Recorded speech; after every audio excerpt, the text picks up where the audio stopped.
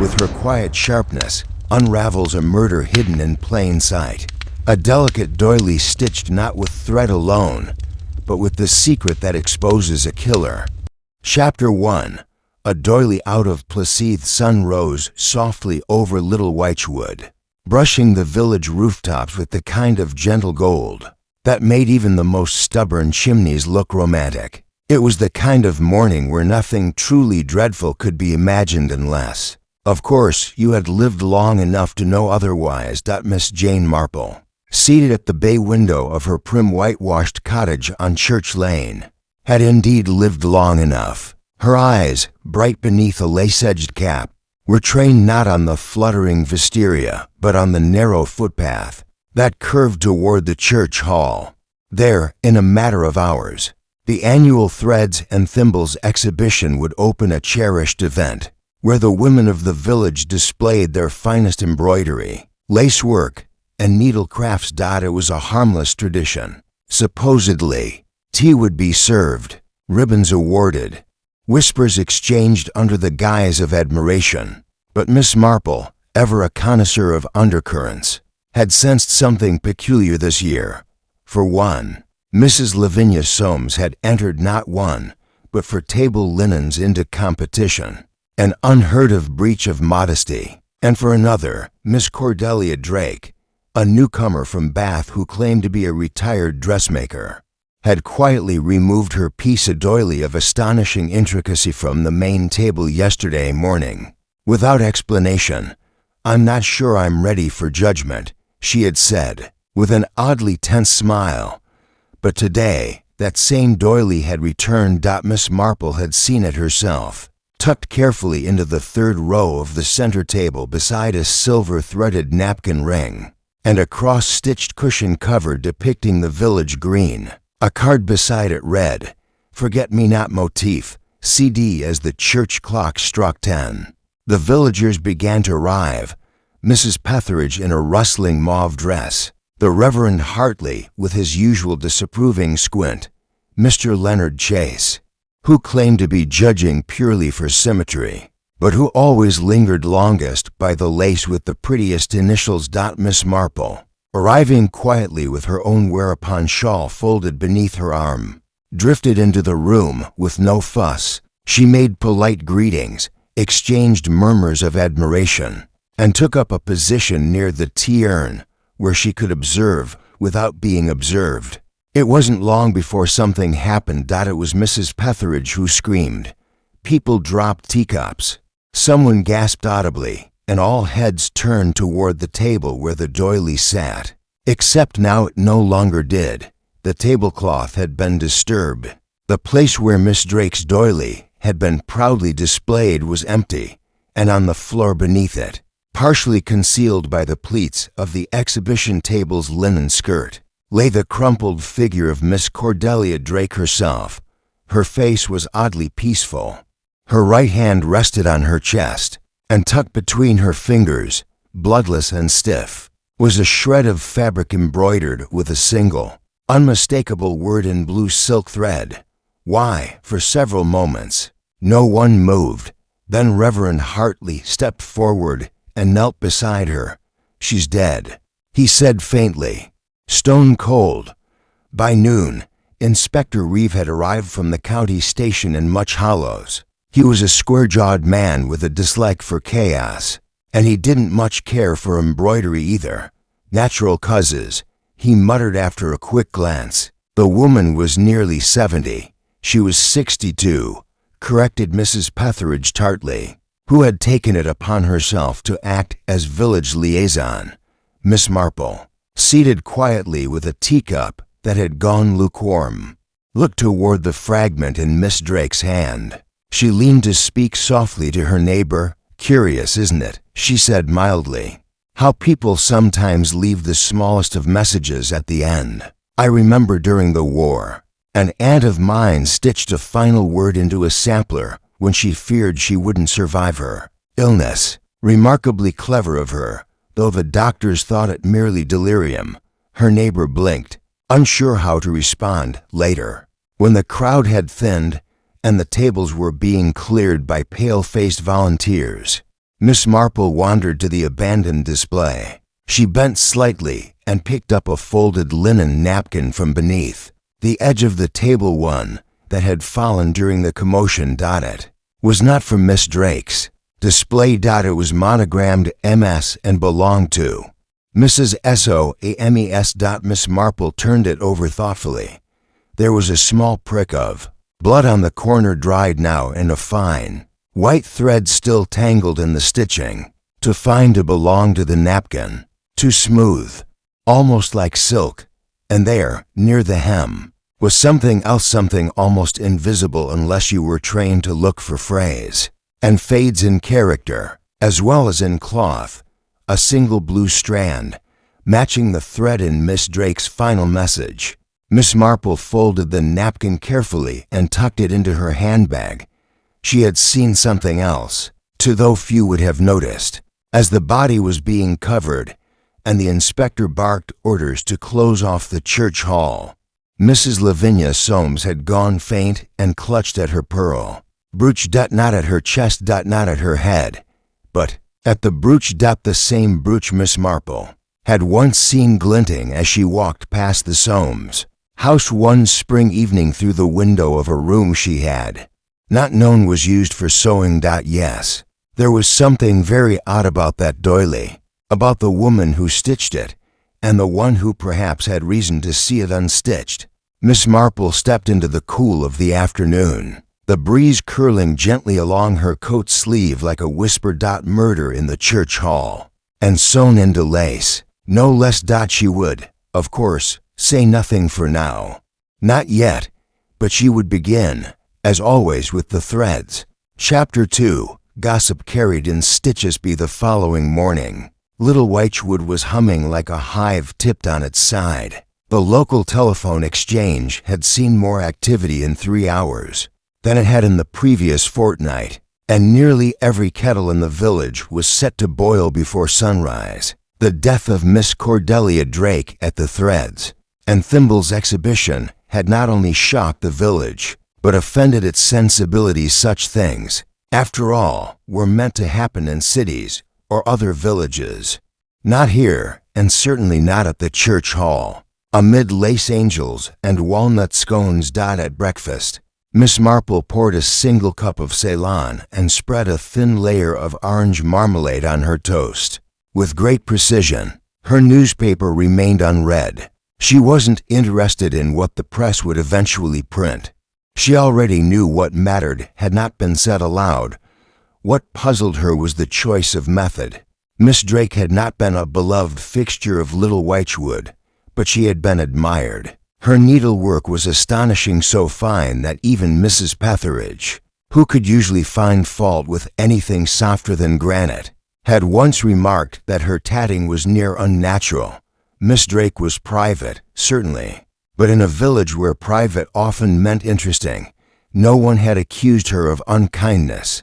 Until now. Miss Marple rose, wrapped a whereupon shawl about her shoulders, and stepped out into the still morning. She passed Mrs. Walker pruning her forsythia and offered a smile. Terrible business, Mrs. Walker said immediately, voice lowered but eyes sharp. Dead at the doily table. You couldn't write it. So I've heard, Miss Marple murmured. Were you there yesterday? Mrs. Walker puffed. I left just before the scream. Went to fetch more jam from the shop. Lucky, really. Poor Miss Drake. Though between us, I always thought she was holding something back. Oh. Well, you know how she arrived, Mrs. Walker said, dropping her voice as if sharing a riddle. From Bath, she said. But not a soul in Bath claims to know her. My niece's husband teaches art in Weston, knows the needlepoint scene, and he'd never heard of her. And her accent odd, don't you think? A touch Welsh. Or Northern. Perhaps she traveled a great deal, Miss Marple offered, careful not to seem too interested. Mrs. Walker leaned closer. And did you see Mrs. Soames after it happened? Pale as talc. Said she'd just nipped out for more sugar.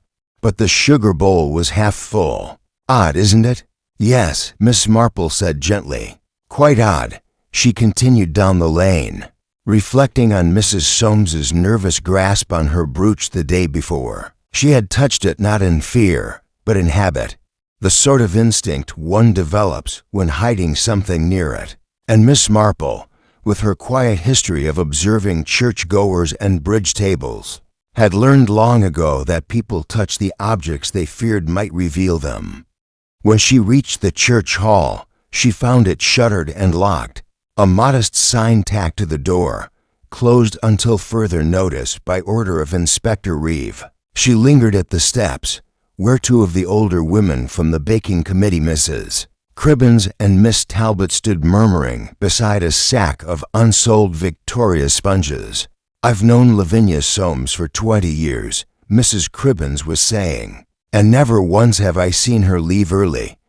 But she left right after judging began. Some said she was unwell. Oh, everyone's unwell once they've lost," Miss Talbot said with a sniff. She expected the best work ribbon and didn't get it. Cordelia won instead. Exactly. Miss Marple pretended to fuss with a loose thread on her glove. "How very unexpected," she said softly. "I didn't think Miss Drake had officially re-entered her piece." "Oh, she hadn't," said Miss Talbot, brightening at the chance to correct. "That's what's so funny. She brought it back that morning and laid it down quietly. Never told a soul. I only know because I helped tidy the central table and saw her slip it in before the doors opened. Never even labeled it properly, just her initials. Then how was it selected?" Miss Talbot gave a proud smile. "I nominated it. Couldn't ignore the workmanship, even if it was a touch showy." Mrs. Cribbins frowned.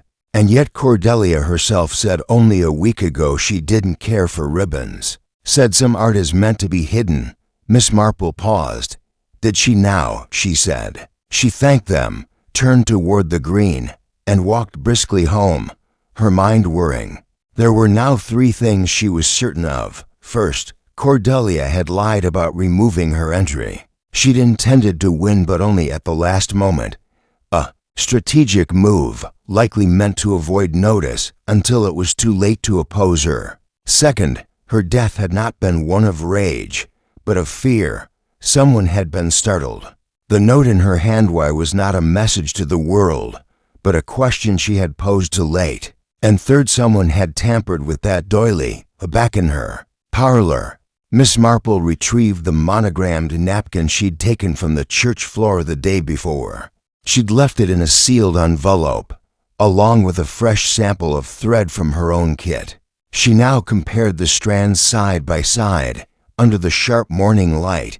The difference was subtle, but decisive. Cordelia's work had always used antique dyed threads, a peculiar bluish hue with faded edges, likely hand-dyed. This napkin bore thread of identical color, but modern uniformity. Someone had copied her, or perhaps, more shockingly, replaced her work. Miss Marple leaned back in her chair. Was it possible? Someone had murdered Cordelia Drake not to silence her, but to steal her craft. A murder over a doily. No, over what was inside the doily. Something had been sewn there. A message, a secret. And Cordelia had tried to display it publicly, perhaps not realizing until too late that she was placing her life in the hands of the very people she had meant to expose. Miss Marple set down her tea, her gaze now firm. She needed to see the original doily, and to do that, she would need to speak to Inspector Reeve. But first she would pay a call on Mrs. Soames, and ask, ever so gently, why her fingers trembled when she touched that brooch. Because secrets, like embroidery, always left threads, and Miss Marple had learned how to follow them quietly, patiently, and all the way to the knot. Chapter 3. The brooch that pinched back Soames' residence, a well-appointed Georgian cottage, near the edge of Little Wychwood, looked as prim and composed as its mistress.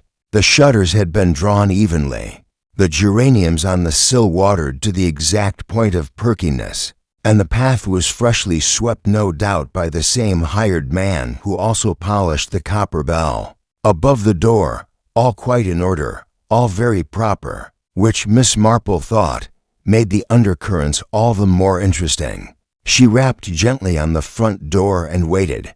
A moment later, it opened with a precise click, revealing Mrs. Lavinia Soames in a crisp dove-gray blouse and navy skirt. Her expression caught somewhere between pleasantness and wariness. "Miss Marple," she said, surprised. "Do come in." "Thank you, my dear," Miss Marple said, stepping into the cool, lavender-scented hallway. "I thought I might return your handkerchief." Mrs. Soames blinked. "My handkerchief, miss." Marple smiled, opening her handbag and producing the monogrammed linen napkin with M.S. neatly stitched in the corner. It was on the floor beneath the central table at the exhibition. "I thought perhaps in the confusion, well, one never likes to lose a good piece of needlework." Mrs. Soames accepted it slowly, eyes flicking to the blue thread still faintly embedded in the hem. "Oh, yes, thank you. I'd wondered." Miss Marple tilted her head gently. "There was a touch of blood on it, too. I do hope you didn't prick yourself." Mrs. Soames's smile faltered. "Oh, well, I suppose I might have. All that setting up, you know. Pins and things." They moved into the parlor, where a pot of tea sat cooling on the sideboard and a single slice of Madeira cake had been cut, but not served. Miss Marple declined refreshment with a small wave of the hand. "I was just wondering if you'd noticed anything unusual before the incident yesterday." Miss Drake seemed rather unsettled. Mrs. Soames stiffened slightly. "Unsettled?" "I did think it odd that she re-entered her work so suddenly, and with no announcement. It caused quite a stir when it won." For a moment, Lavinia stared into the middle distance, the faintest pulse twitching at her temple. "She shouldn't have done that," she said quietly. "It wasn't proper. We all abide by the same rules. Jane, we submit on time. We follow form." She undermined the entire process. "But of course," Miss Marple said, folding her hands in her lap. "And yet, the work was beautiful." Mrs. Soames's lips thinned. "Yes, it was." The silence stretched. Then, softly, Miss Marple added, "Did you notice anything peculiar about it? Something unexpected in the design?" Mrs. Soames blinked. "You mean the stitch work, or something hidden within it?" There was a sharp pause, a flicker in Lavinia's eyes, almost a flinch. "I can't say I looked that closely," she said after a moment, her voice resuming its usual tone. "It was gone so quickly, after all." "Yes," Miss Marple said. "Curious, isn't it, that it should disappear the very moment she died?" Mrs. Soames rose and began rearranging the doilies on the side table.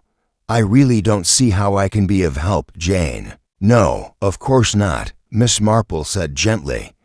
"But perhaps you'll indulge one last observation. It's about your brooch, the one you touched when the body was found." Mrs. Soames froze. "I don't recall. It's shaped like a foxglove, isn't it? Quite rare. I thought I'd seen it somewhere before. Then I remembered Miss Drake wore one just like it. Years ago, in a photograph." Mrs. Soames turned slowly. "That's not possible." "Oh, but it is," Miss Marple said softly. A clipping was tucked into her needlebook. It showed her standing outside a tailoring shop in Swansea. Same scarf, same smile, and the same brooch, only then, her name was not Cordelia Drake. Mrs. Soames said nothing. Miss Marple stood, retrieving her gloves from the arm of the chair. "I do hope, dear, that if something dreadful had occurred between you years ago, perhaps an old dispute, or a misattributed design, you'll come forward in your own time. It would be better, I think, than letting Inspector Reeve uncover it his way." She left with a nod, not waiting for a reply. Back outside, the air had warmed, but Miss Marple's thoughts had turned colder. It was now clear to her that Mrs. Soames knew more than she claimed.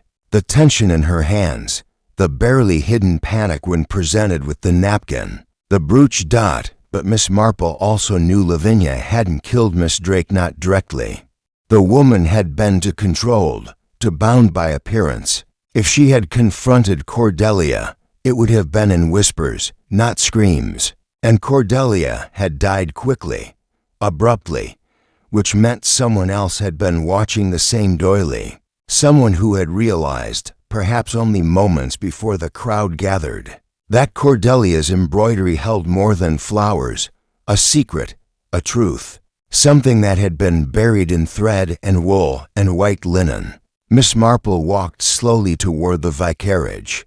She had made arrangements to meet Inspector Reeve, who had finally agreed to let her examine the evidence, collected from the church hall under supervision, of course. He was not a man easily convinced, but even he had begun to sense the cracks in the simple explanation. As she passed the village green, she caught sight of Dora Sims, the grocer's daughter, posting a letter with shaking hands. That was odd.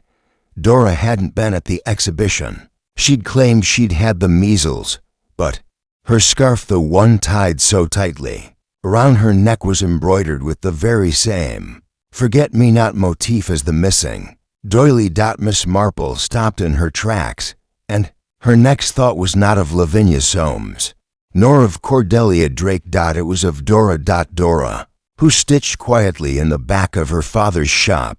Dora, who had once placed second in the Threads and Thimbles exhibition and had never entered again. Dora, who had access to everyone's patterns, who knew what each woman had created and what they feared to see copied. Miss Marple turned, her eyes narrowing with quiet purpose. She was no longer looking for the murderer of a woman. She was now looking for the thief of a life's work, and perhaps the forger of its final stitch. Chapter 4. Threads unravel. In the parlor, the bell over the grocer's shop tinkled as Miss Marple stepped inside. The scent of flour and dried thyme hung in the air, mingled faintly with the sweeter trace of dried lavender from the sachets Dora Sims kept at the counter. It was late afternoon, and the store was empty save for a stout old tabby cat curled near the window and Dora herself, seated behind the till, needle in hand. She was bent over a square of linen, her fingers moving with well-practiced precision. Miss Marple's voice was gentle. "Such delicate work, dear." Dora looked up sharply, blinking as if caught doing something she shouldn't. "Oh, Miss Marple, I didn't hear you comin'." Miss Marple peered at the embroidery. Pale blue petals, fine edging, the same telltale motif. "I couldn't help noticing the pattern," she said, setting her gloves on the counter. "It's quite like Miss Drake's. Do you remember it?" Dora hesitated, then gave a small nod. "It's a common motif. I've seen it in pattern books." Miss Marple smiled, but her eyes didn't soften. "Yes, but this one has a particular variation on the leaf, a tiny twist on the left stem. Quite rare. Miss Drake called it her signature frill. I doubt it ever appeared in a pattern book." Dora's lips tightened. "I've always admired your embroidery," Miss Marple went on, as if nothing had shifted. "You placed second the year before last, didn't you?" Dora's mouth twitched. "Yes, but I don't enter anymore." "No point. Why ever not?" "Some of us never win," Dora muttered. "Not because we aren't good enough, but because certain names are expected to win. Lavinia Soames, Cordelia Drake, the likes of them." Miss Marple watched her closely. "But Miss Drake was new." Dora hesitated. "Not really," she said after a pause. "She'd been here 2 years. Long enough." There it was again, that tone. Sharp, wounded, and bitter at the edges. "And did you admire her work?" Dora's hand moved slowly to fold the cloth on her lap. "It was fine," she said, choosing her words like needles, "but not as original as she made it seem." "You think she copied from others?" Dora didn't answer directly. She spent a lot of time in the library, looking through old textile books. "I saw her once, sketching something that looked rather like my primrose border." "How interesting." Miss Marple reached into her bag and drew out the monogrammed napkin once more. She laid it gently on the counter. "You wouldn't happen to know where Mrs. Soames bought her thread, would you? This particular shade of blue, quite rare. Almost a match for Miss Drake's, though not exact." Dora stared at the napkin, her jaw clenched. "I wouldn't know.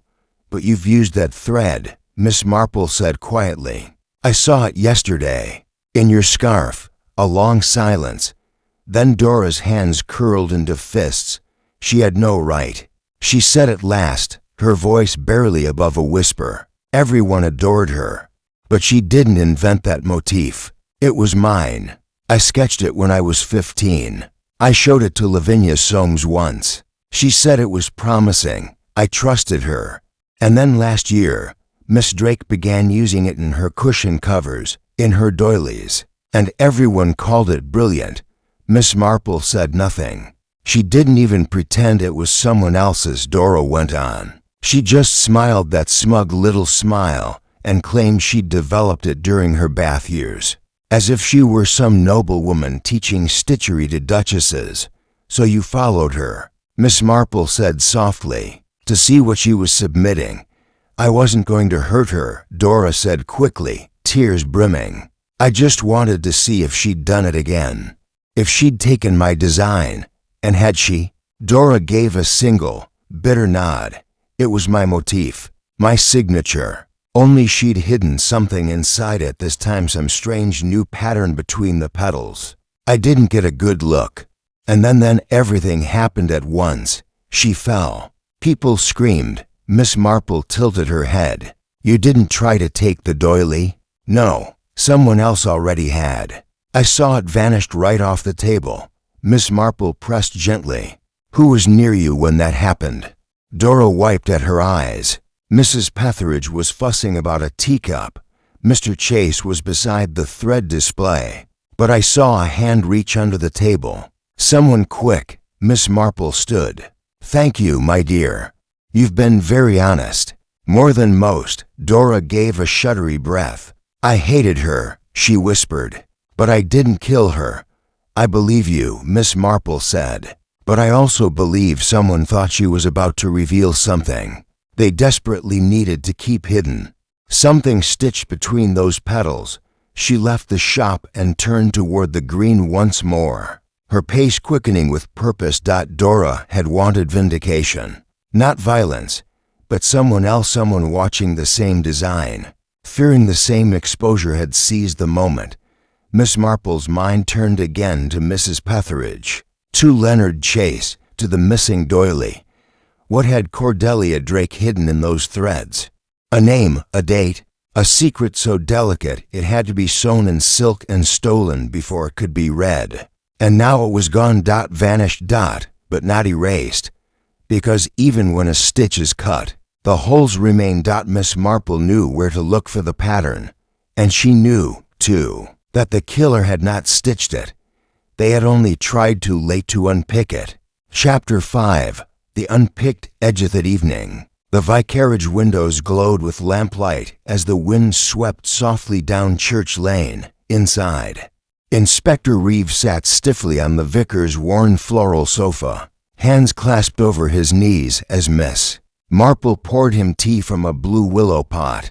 She had insisted gently, but firmly, that a second look at the evidence was warranted. We were too quick to call it natural, she said, to content with tidy assumptions. But embroidery has a way of unraveling when pulled at from the corner.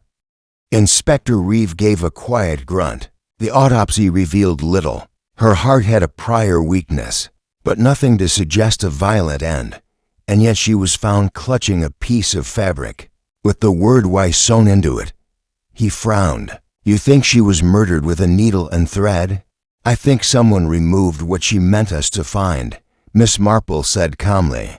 The stitching of that doily may have been more than decorative. It may have been a warning or an accusation. He studied her face for a long moment. You believe she was going to expose someone, using her needlework? Yes, Miss Marple said. And I believe she hid her message in plain sight, hoping that by submitting the piece anonymously, it would speak for itself. Reeve leaned back. Then why would she attend the show at all? To be sure it was seen, Miss Marple said, to witness the reaction. And I dare say she saw exactly what she feared. The inspector sipped his tea, then nodded slowly. You may have something, The exhibit table was cleared by a small group, mostly the committee volunteers, who had access to the room before the police. He reached into his coat pocket and drew out a small leather notebook. According to our records, for people were near the table immediately after the incident, Mrs. Soames, Mr. Leonard Chase, Mrs. Petheridge, and young Dora Sims.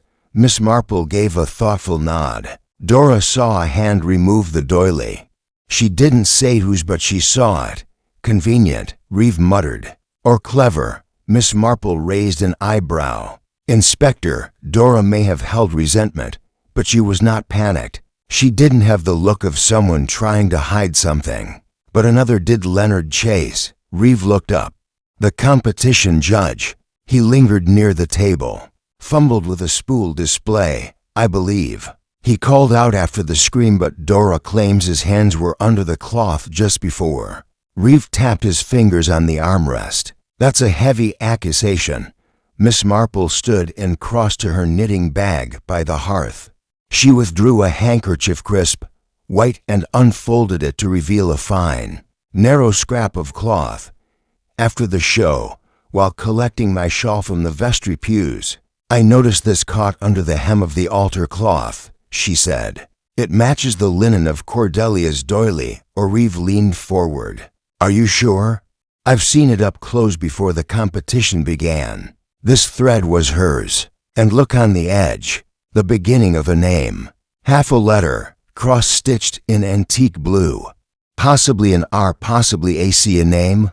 Reeve said, eyes narrowing. She was naming her target. Miss Marple nodded gravely. It appears she began to stitch a word or name, perhaps in the petals. It's likely the rest of the doily held the full message, but someone took it before anyone could examine it. Reeve stood, brow furrowed. Then I'll need to speak with Mr. Chase, but Miss Marple raised a hand. First, we must ask why she would accuse Leonard Chase at all. Or was it someone else with a name beginning with C? The inspector's mouth tightened. Cordelia was a private woman, Miss Marple said softly, but I believe she discovered something that made her less private in recent weeks, something she meant to share. And I believe Mr. Chase wasn't her target, but perhaps the holder of the secret. Reeve narrowed his eyes. Go on. Earlier this year, she said, Leonard Chase inherited his aunt's estate in Cornwall. It was a minor affair, old linens mostly. But I found a curious record at the county library. His aunt had once been a member of a textile guild, a small one, quite exclusive. And so had a woman named Cordelia Davies. Reeve blinked. Not Drake. She changed it, Miss Marple said. She left the guild abruptly, disappeared, changed her name, and turned up here with a new identity. I believe she had once been accused falsely, perhaps of stealing a pattern. And the guild expelled her? Yes, Miss Marple said. The pattern was said to be missing for decades, but she must have recognized it in something Leonard had. Perhaps a shawl, a sampler, and she realized it had been planted or taken and passed down by someone else, someone who let her take the blame. Reeve ran a hand through his hair. You're saying she was trying to clear her name, and to do so quietly, through her needle. A final act of redemption. The inspector stared at the scrap again. Then who had the most to lose if that truth came out?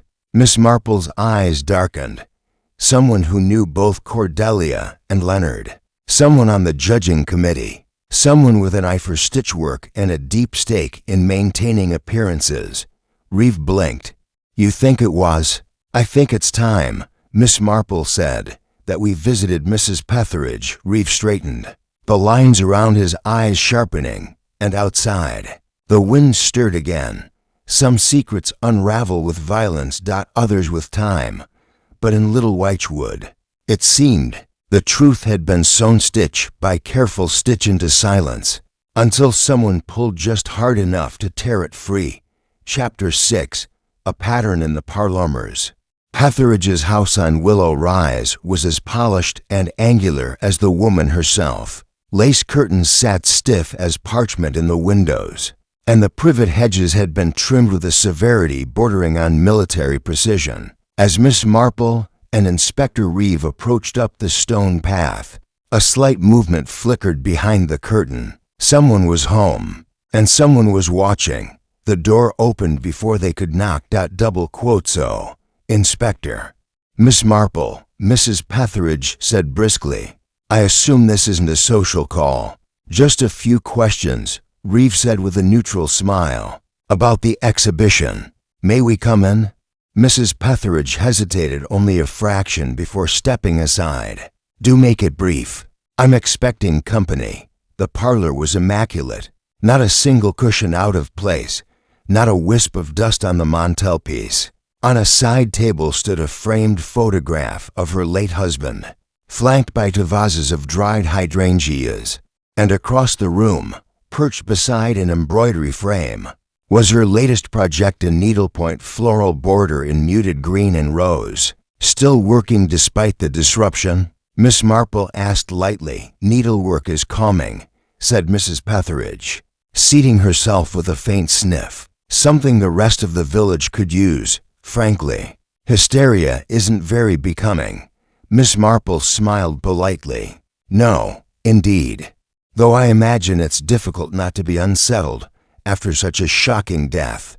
Mrs. Petheridge folded her hands tightly. Miss Drake had a weak constitution. It was unfortunate, but hardly unheard of at her age. Reeve stepped forward. We're beginning to think it was more than that.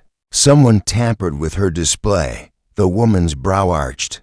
Tampered? The doily she submitted was removed. Not by the police. Not by the organizers. By someone else. It's missing. Mrs. Petheridge didn't blink. I wouldn't know anything about that. I left the table when the crowd surged. You were one of the last near the display.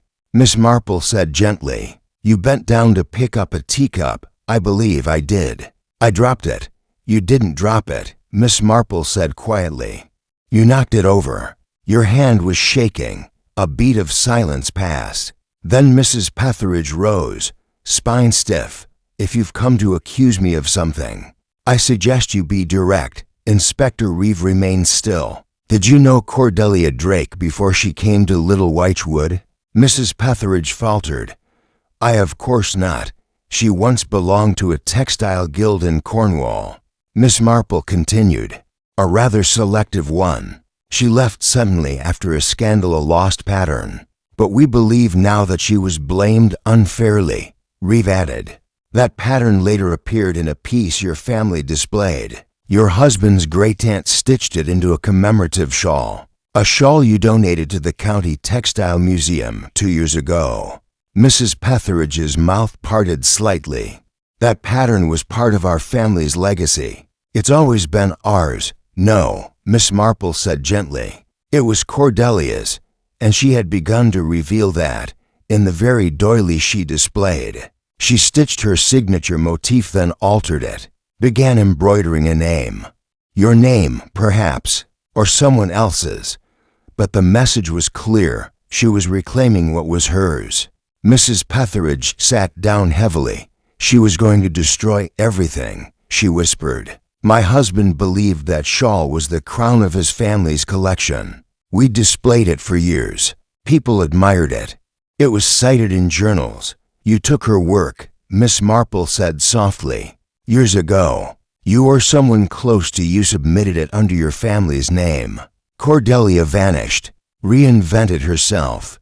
But she never forgot. Mrs. Petheridge's hands twisted in her lap. She came to me months ago, quietly, asked about the shawl, said she believed she recognized the design. I denied it, of course. What else could I do? It was too late to set it right.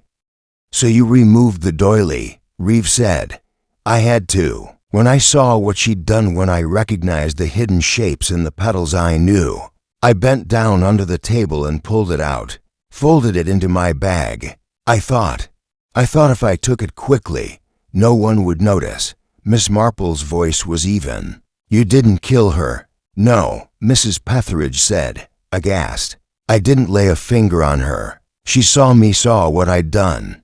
She looked so shocked, And then she staggered backward and simply collapsed. Reeve nodded grimly. Her death was likely triggered by stress, but you still committed theft, and you interfered with a potential crime scene.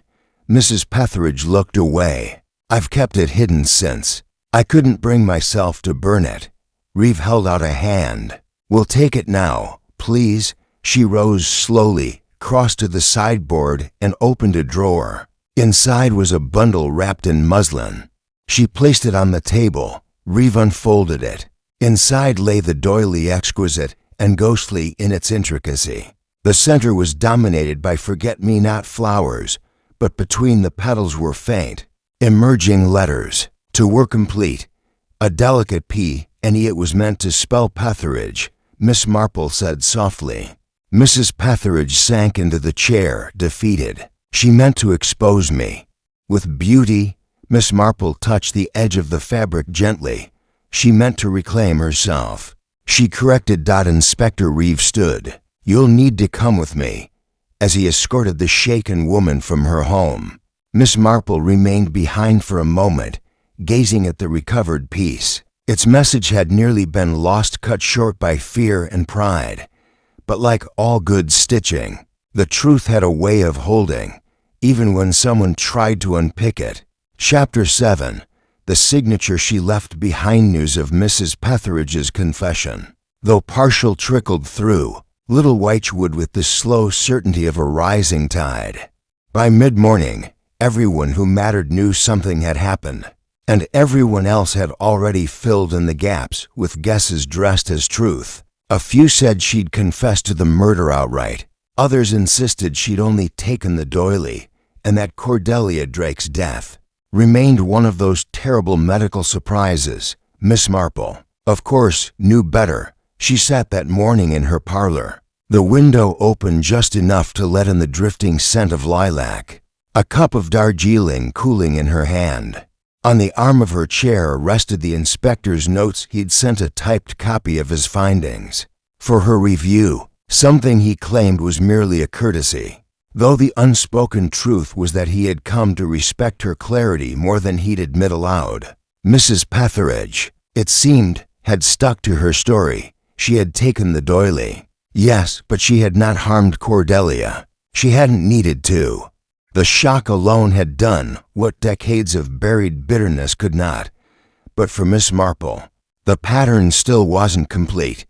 She reached into her knitting basket and withdrew a folded paper. Not one of her own letters, but something older, creased, faded, and found tucked inside the lining of Cordelia Drake's needle case. When the inspector allowed her to sort through the victim's belongings, it was a letter and signed, but unmistakably written in the same slanted hand as the note stitched into the scrap found under the altar cloth.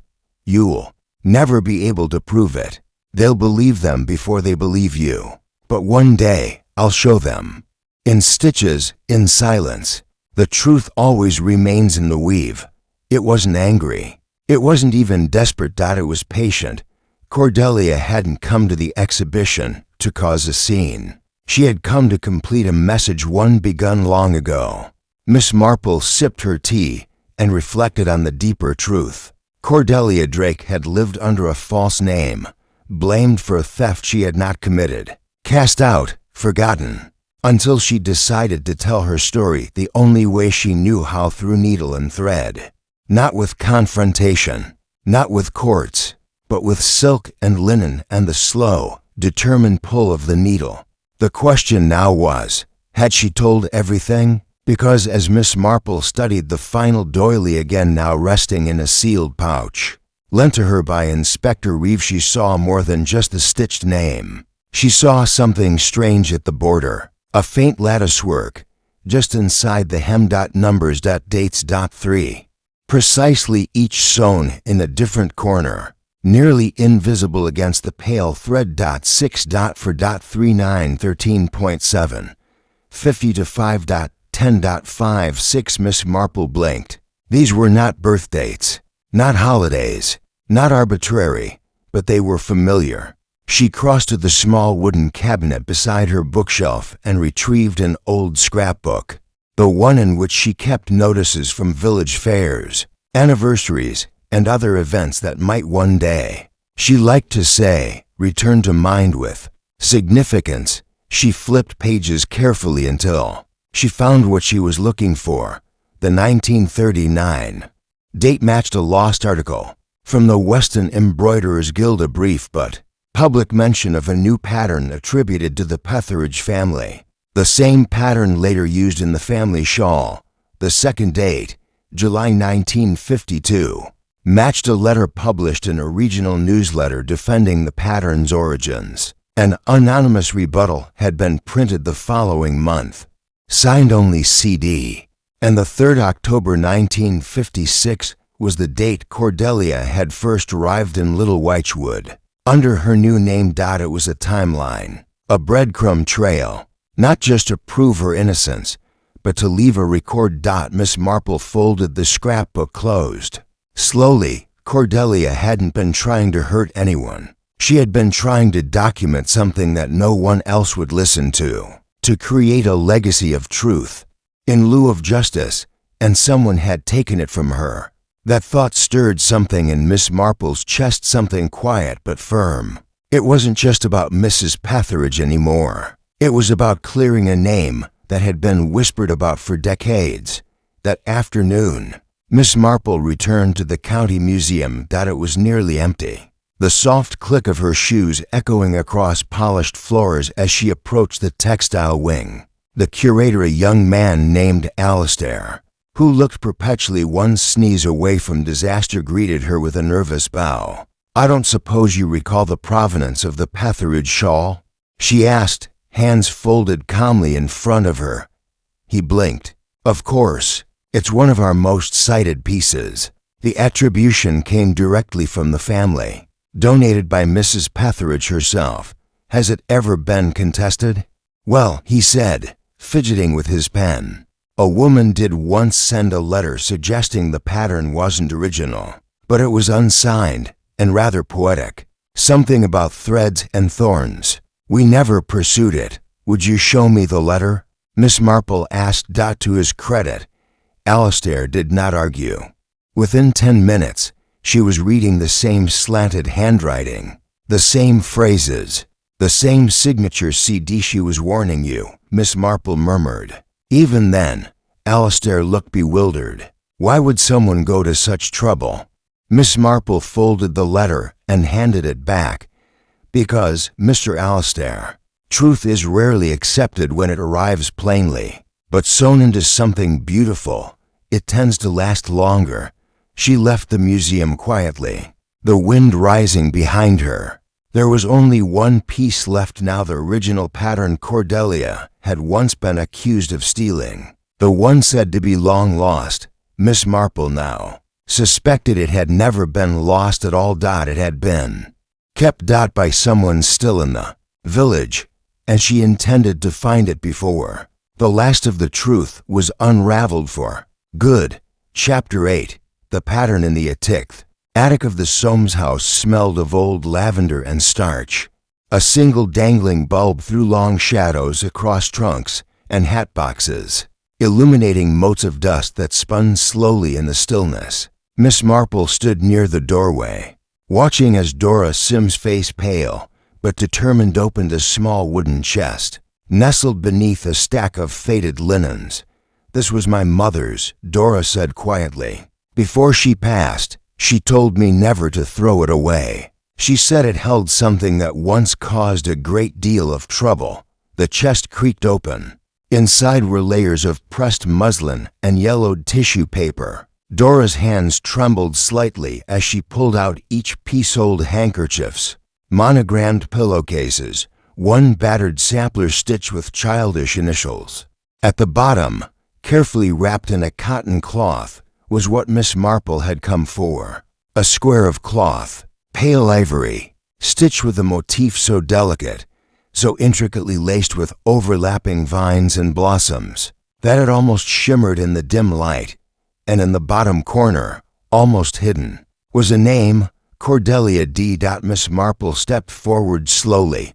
So it was never stolen, she said. Dora nodded. No, It was taken quietly. My mother worked as a seamstress for the Petheridges. She told me once that Cordelia Davies, as she was then, had gifted the piece to her as a thank you for helping with some difficult tailoring work. She'd admired it so much, Cordelia said she could keep it. And your mother kept it hidden? She never thought it was important.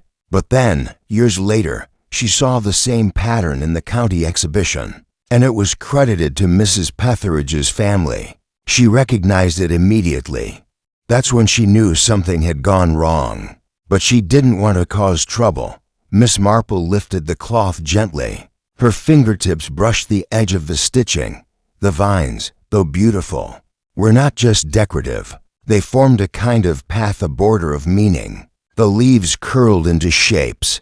The flowers held tiny initials.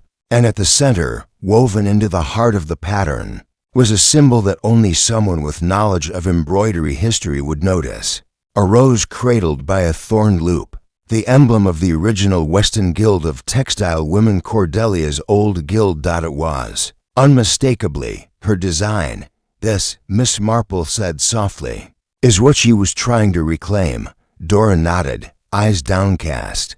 And now she never will, but she will be remembered, Miss Marple said, folding the cloth with reverent care, and the truth will not stay buried.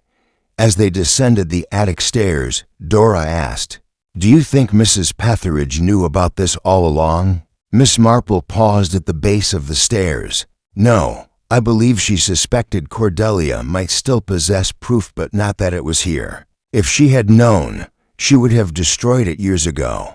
Dora opened the parlor door.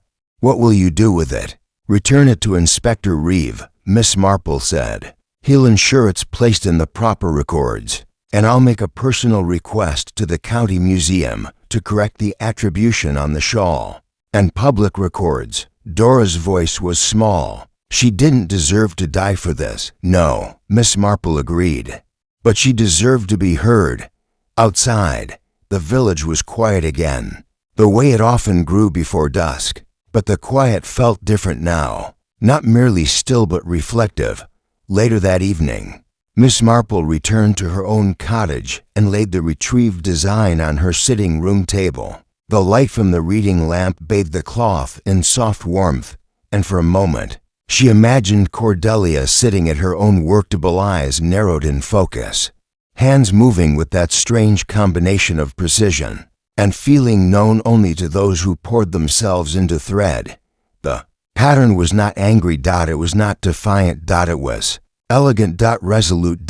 And above all, patient. Miss Marple thought again of the 3 dates stitched into Cordelia's final work: the first theft, the first denial, and the return to Little Wychwood, each a stitch on its own. But now, with the original pattern in hand, she saw a fourth stitch forming: redemption. The next day, Inspector Reeve accepted the design without a word, but his expression grave, focused, said, "Everything. We'll correct the museum record," he said, "and we'll note the theft, even if we can't prosecute it now." Miss Marple simply nodded. "Sometimes dignity arrives later than it should, but it's never too late to tell the truth." "And the missing doily?" he asked. "It should be returned to the exhibition committee and displayed as it was meant to be, not as a competition piece but as testimony." Reeve hesitated. "And Mrs. Petheridge? She'll be punished enough by history," Miss Marple said, "and perhaps, more quietly, by herself."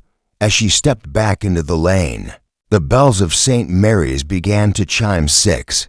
She turned and looked once more at the heart of Little Wychwood, its cottages, its hedges, its calm, curated facades, and behind one of those facades had lived a lie, but not anymore. Cordelia's design would now live in glass, in ink, in record. And Miss Marple, though never fond of the spotlight, would ensure no one forgot how truth, when stitched with care, could survive even silence, especially silence, even death.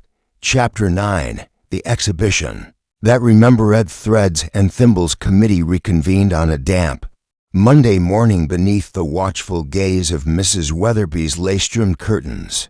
In the parish reading room, the long table once crowded with teacups, tartlets, and good-natured rivalry now held only ledgers, a tin of barley sugar, and a single cloth-covered bundle that no one dared to unwrap. Miss Marple arrived precisely on time. She was greeted with nods rather than words. The room, though occupied by 8 women, and the quiet presence of Mr. Chase, was near silent. A communal unease hummed beneath the lace doilies and note sheets. At the head of the table sat Mrs. Weatherby, whose usually robust confidence had been diminished to a thin line of courtesy.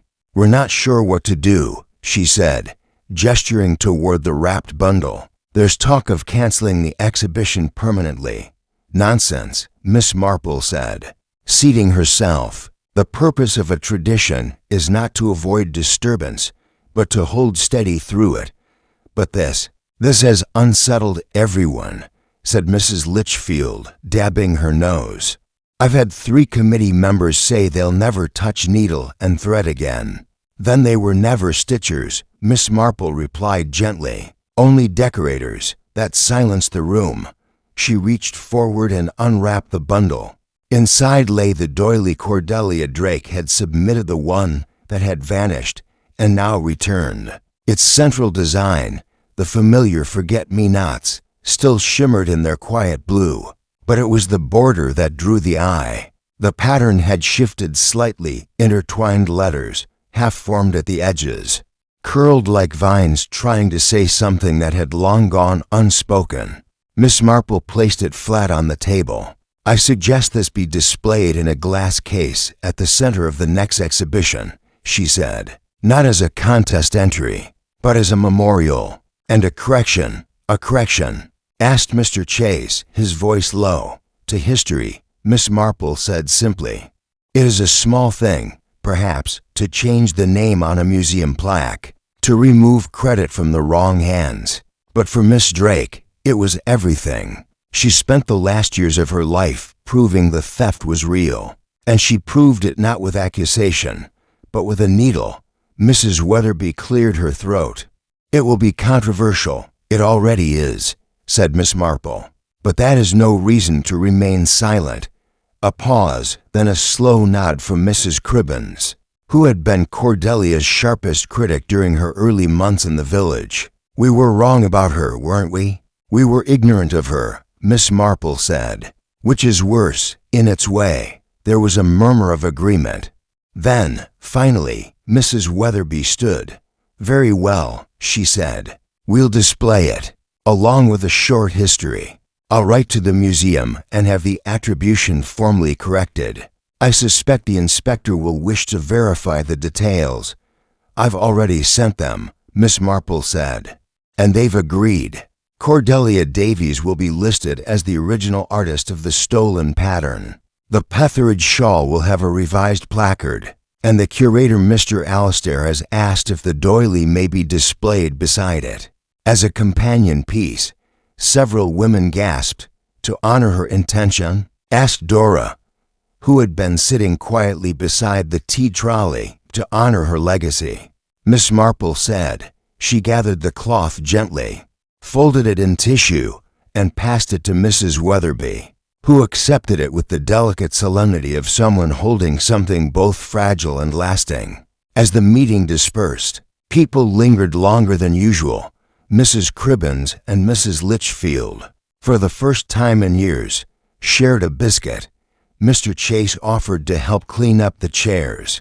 Dora Sims whispered a quiet thank you to Miss Marple as she gathered her coat outside.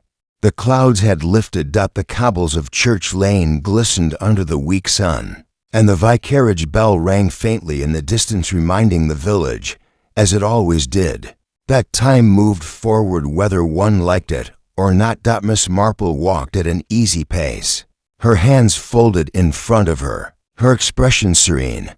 Cordelia Drake's truth had not saved her life, but it had restored something else. Vindication, dignity, a voice.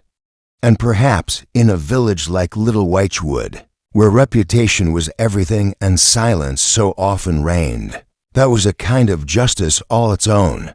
Back at her cottage, Miss Marple settled into her chair by the hearth and returned to her knitting. Outside, a sparrow flitted across the windowsill. Inside, the warmth of the room settled like a shawl over her shoulders. She would never write down what had happened, not in a diary nor in a letter. That was not her way, but she had memorized the pattern, every stitch, every petal, every loop of thread that Cordelia had laid with purpose, and sometimes, in quiet moments, Miss Marple would find herself tracing it again, not on cloth, but in thought, as a reminder that beauty can speak, that truth can be sewn, and that even the humblest doily may one day become a confession stitched, sealed, and at last heard. Chapter 10. The pattern that told the truth. The village hall was quieter than usual.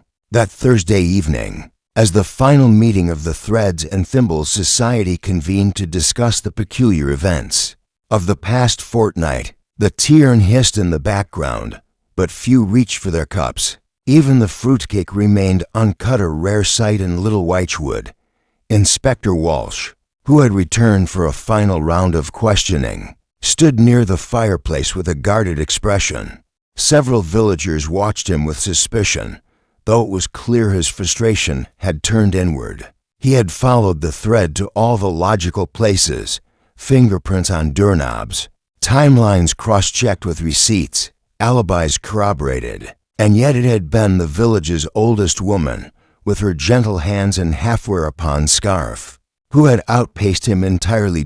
Miss Marple sat beside the window, her shawl neatly draped, her expression calm. She waited until the last teacup clinked onto its saucer before she cleared her throat. "I thought it best to gather us all," she said, "because the truth, I believe, has already spoken. We need only listen." She placed something delicate on the table, the infamous doily. Gasps rippled through the room. Its center bore the original forget-me-not motif, but as Miss Marple unfolded it slowly, the pattern on the border came into view, repeating loops and decorative flourishes that, when viewed closely, concealed stylized letters. The initials CD repeated faintly in lace along the hem. "Cordelia Drake," Miss Marple said softly, her signature sewn in the style she once described in a letter that was thought lost. "She told no one," said Mrs. Weatherby in awe. "She told one person," Miss Marple corrected. "But not with words, with thread." She turned toward Dora Sims, who stood near the tea trolley, frozen in place. For years, Cordelia kept silent, but when she realized her illness would take her before she could clear her name, she did what she always did: stitch the truth into a doily submitted anonymously, using the pattern that was stolen from her decades ago. She sent it to the exhibition committee under her maiden initials. It was a quiet act, but once she knew someone would understand, Dora's eyes shimmered. "She told me, in passing, years ago," Dora whispered. "She said a woman should never shout to be heard. She should sew louder." Miss Marple gave a small nod. "And you kept her secret, until now." Inspector Walsh looked baffled. "But the attempted break-in, the altered patterns, the poison tea?" Miss Marple folded her hands. "Each act, I'm afraid, was a desperate attempt to suppress the truth, not expose it. When Cordelia's doily resurfaced, and the pattern was noticed by Mrs. Weatherby, someone realized that the old accusation might come alive again. Someone who had more to lose than pride." Her gaze turned to Mrs. Edna Vole. The woman stiffened. Her cup rattled against the saucer. "You were the one who sold the design to the Petheridge Museum 25 years ago," Miss Marple said gently. "You'd seen Cordelia's pattern in the London club where you both worked, copied it, and passed it off as your own. When she moved to Little Wychwood and submitted a design that mirrored the stolen one, you panicked." "That's absurd," Edna snapped. "She was jealous. She always hated my success." "No," said Miss Marple. "She pitied you, and she forgave you. But she would not let the lie stand forever." Inspector Walsh narrowed his eyes. "The poison tea, meant for Mrs. Weatherby," Miss Marple said. Not lethal, but enough to cause alarm and cancel the exhibition. That's why the cup was swapped at the last moment. It wasn't meant for poor Mr. Plumley. Edna's face turned pale. You broke into the church hall and tried to retrieve the doily before anyone else noticed the initials. But Mr. Plumley arrived unexpectedly. You couldn't risk being seen. I only wanted to remove it, Edna said shakily, to avoid scandal. That's all. But in doing so, said Miss Marple, you revealed more than you concealed. The room was silent. Inspector Walsh stepped forward and placed a hand gently on Edna's shoulder. She did not resist as she was led out of the hall. Mrs. Weatherby finally sliced the fruitcake. Miss Marple, sipping her now cold tea, glanced at the doily one last time. She didn't smile. It wasn't a moment for triumph. It was a moment for remembrance. Justice, like a pattern in lace, was delicate, but when completed, it spoke with clarity. As the villagers slowly dispersed, the storm that had hovered over Little Wychwood seemed to pass. Miss Marple rose, tucked her knitting into her handbag, and stepped into the fading afternoon light. Behind her, the doily remained on the table, the initials barely visible, but for those who knew how to read them, they said everything. Epilogue. A needle's leg a scythe. Week after the exhibition, Little Wychwood softened back into its familiar rhythm. Hedge trimmings, garden gossip, and the sound of spoons stirring teacups in sunny parlors. At first glance, it seemed nothing had changed, but the truth quiet as it was lingered like the scent of lavender sachets tucked into bureau drawers. The Petheridge Museum had already issued a public correction. In a formal statement printed in the Illustrated Needleworker, it acknowledged that the central lace motif of its prized Victorian shawl had been wrongly attributed due to an administrative oversight. The true designer, one Miss Cordelia Davies nee Drake, was now rightfully named. Her life, until then considered a footnote in minor textile circles, had become an object of admiration. Letters from the museum board expressed deep regret for the delay in recognition. The shawl was rehung with a revised placard. Beneath it, in a smaller glass case, sat the doily that had brought the past back to light, its border bearing the near-invisible initials that had quietly changed everything. Miss Marple read about it in a modest column while taking her morning tea. She folded the paper, nodded once, and reached for her knitting basket. At the vicarage, life resumed its unhurried pace. Mrs. Weatherby, with a touch more humility than before, proposed a new memorial category for the upcoming year's exhibition, Stitching for Remembrance. It was to celebrate needlework as both art and testimony, a gentle acknowledgement that stories, like patterns, are passed on stitch by stitch. Dora Sims was asked to serve as co-chair. She declined with a shy smile, but agreed to contribute the opening entry. When asked what it would be, she simply said, "It's about silence, and how it isn't always empty." The funeral of Edna Vole was small, nearly private. She passed away 6 weeks after her arrest, quietly in her sleep, before formal charges were laid. There was no scandal, no headlines. She had left behind a short letter addressed to Miss Marple, scrawled in a fragile hand. "You saw me. I don't know how, but you did.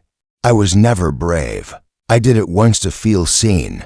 Then I spent 30 years making sure no one ever looked too closely. I'm tired of hiding. I hope she can forgive me." Miss Marple did not reply, but she took a solitary walk the next day through the churchyard, stopping once at Cordelia Drake's headstone, and again at the garden where the last committee meeting had been held. She left behind a small crocheted flower, a forget-me-not, ***. At tea shops and village greens across the county, the tale took root like ivy. The murder at the Doily show, some called it. Others, more generous, spoke of the woman who sewed the truth. The details twisted slightly, in each telling. One version had poison lace, another a hidden diary found behind a wainscot. But the core remained the same, a stolen pattern, a quiet correction, and an old woman with eyes sharp enough to see where the threads had frayed. Children began learning the phrase to stitch the truth, and old Mrs. Willoughby from Lawton declared that she'd be embroidering her will just to keep the family on their toes. Miss Marple, for her part, declined any newspaper interviews when a young journalist from the Ladies' Companion visited unannounced, hoping for a quote on the human side of lace justice.